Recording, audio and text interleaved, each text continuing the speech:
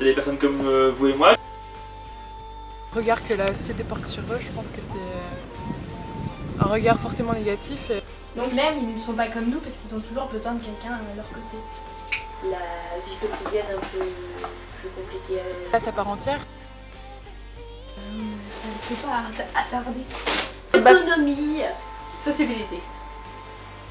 Solidarité. développer un maximum les compétences de chacun. Spontanéité, leur joie de vivre qui me... La pitié. De la compassion. Je lui offrir la plus belle vie qu'il pourrait y avoir. Je pense solidarité, je pense amour.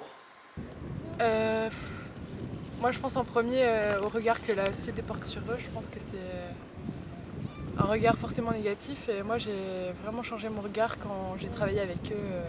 Je suis partie en colo 3 semaines avec des handicapés mentaux. Voilà, et maintenant moi mon regard c'est leur spontanéité et leur joie de vivre qui me frappe le plus. Tendresse. Parce que c'est des personnes qui ont beaucoup d'amour à donner et beaucoup de tendresse et que j'aimerais bien leur apporter.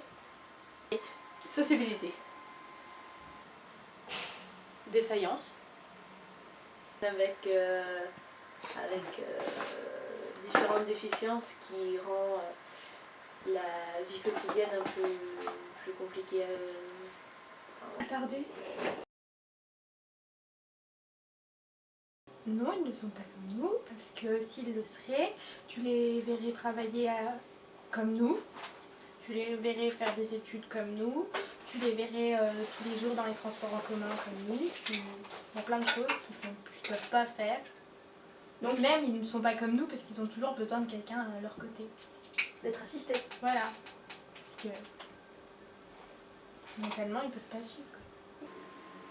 Comme les autres, non, justement. Parce que sinon, ils pourraient se débrouiller tout seuls et tout faire et ils ont besoin d'aide. Donc c'est bien qu'ils sont pas forcément comme tout le monde, mais ça veut pas dire qu'ils sont inférieurs et que c'est des petits, je sais pas quoi. C'est tout à fait juste. C'est une personne comme une autre, qui a sûrement des besoins plus importants que nous, mais comme nous quand même. Ah, bien sûr. Il faut l'aider justement à vivre avec ce petit truc dans le cerveau.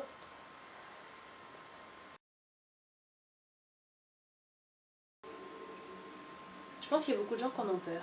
Ouais. Et d'une certaine façon, ça les dégoûte, même si on comprend pas tous pourquoi.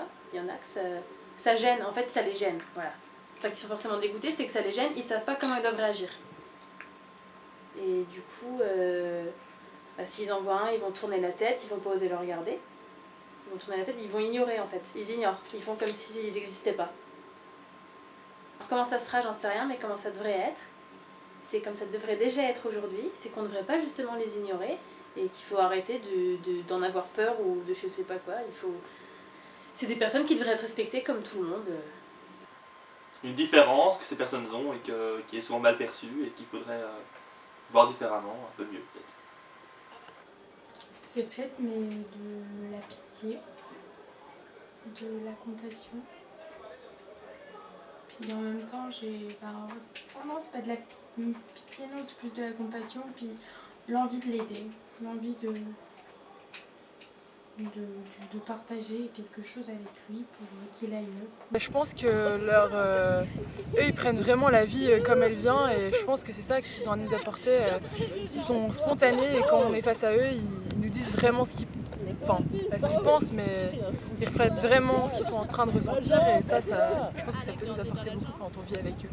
Donc du coup, pour toi, ils prennent la vie comme elle vient. Ouais. J'ai travaillé avec des personnes adultes pour mes stages que j'ai fait avec des personnes adultes handicap mental léger. Et en fait, je m'étais dit, je n'avais jamais encore travaillé avec ce public-là et je m'étais dit, je m'étais imaginé qu'elles étaient beaucoup moins autonomes que ce que j'ai vu arriver en stage. Voilà, elle s'occupait du repas, elle savait faire la cuisine, des personnes savaient faire la cuisine. Ça y se débrouiller tout seul pour les toilettes. Donc c'était beaucoup plus autonome que ce que je pensais. Voilà. Et j'ai vraiment apprécié le contact avec ce public-là. Mais t'avais pas d'appréhension avant de commencer? Je pensais que, si j'en avais plein parce que je savais pas comment ça se passait en fait. Donc j'en avais plein. Je me suis dit peut-être qu'il y en aura des plus violents, il y aura de la violence, il y aura vraiment on va dire que ça partait dans les extrêmes, que c'était des crises et voilà, c'était des cas mentales modérés, mais j'étais agréablement surprise. J'ai jamais rencontré d'handicapés mentaux dans le cadre de mes stages, mais je pense que ça peut être vachement intéressant de travailler avec eux. Bien, c'est un monde qui m'intéresse et j'aimerais bien travailler avec eux en tant qu'infirmière. Quand même, c'est des personnes à part entière et ils ont leur place comme nous dans la société, même s'ils ont besoin de plus d'aide que nous pour y arriver. Même place que nous. Pas de place dans la société parce que les gens ne veulent pas leur en donner. C'est pas des personnes qui peuvent avoir un travail comment dire,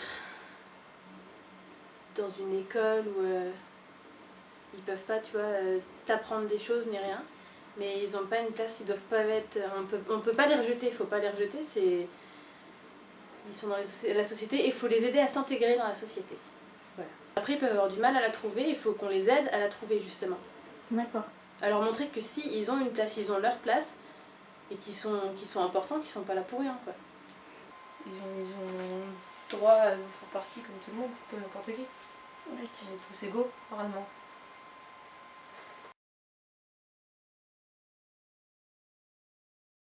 Une chance tout d'abord pour ceux qui pour les handicapés qui travaillent, qui peuvent s'intégrer. Enfin, ils peuvent s'intégrer, ils peuvent au moins pas se sentir inutiles et puis malgré leur maladie penser à autre chose. Je pense qu'il faut donner leur place aux personnes handicapées, et donc il faut les laisser travailler. Enfin, elles ont du travail, c'est bien pour elles, ça les intègre et je pense que ça n'a pas. Enfin, on ne devrait pas leur prendre leur travail pour le donner à des personnes, ça n'a pas de sens pour moi. C'est une chance qu'on dise qu'il faut des handicapés mentaux qui travaillent quoi. D'accord. Parce que sinon, pour moi ça n'a pas de sens de leur dire non, vous ne pouvez pas travailler, vous avez une déficience mentale, vous êtes bon à rien, on vous laisse entre vous, à rien faire quoi. Et une chance et une normalité parce que justement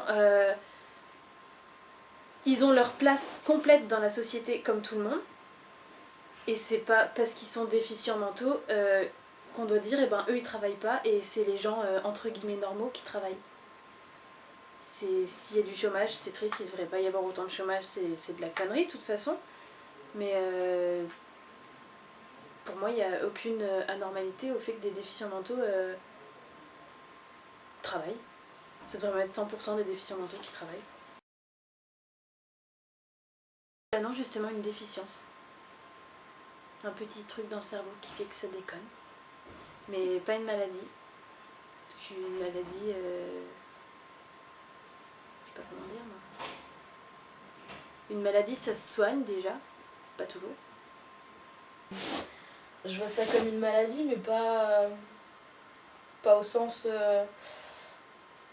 contagieux de la chose, quoi. Si, parce que c'est un être humain à part entière, quelqu'un qui a une déficience est un être humain avant tout, avant d'être handicapé. Seulement, il manque quelque chose et justement, faut lui apporter cette chose. Je pense que la société le perçoit comme une maladie quand on voit les gens qui changent de trottoir quand t'es un groupe d'handicapés mentaux, alors que c'est pas du tout ça. C'est une déficience, c'est pas une maladie. Pour moi, c'est pas la même chose. Oui. Oui, parce que je pense qu'un handicapé mental a besoin d'être assisté et que si c'était pas considéré comme une maladie, il ne le serait pas. Il n'arriverait pas à... Je sais pas. Moi je pense que j'avorterais. D'accord, pourquoi? Parce que j'aurais peur que mon enfant souffre de trop, que cette maladie, enfin, être handicapé mental, c'est déjà, c'est déjà une maladie, mais c'est en plus un handicap. Comment expliquer, c'est vraiment ouais, c'est un poids pour toute une vie, parce que déjà rien de voir le regard des autres en ville qui se pose sur mon enfance, franchement ça doit être dur. Donc moi spécialement j'arriverais pas à assumer la charge d'un enfant.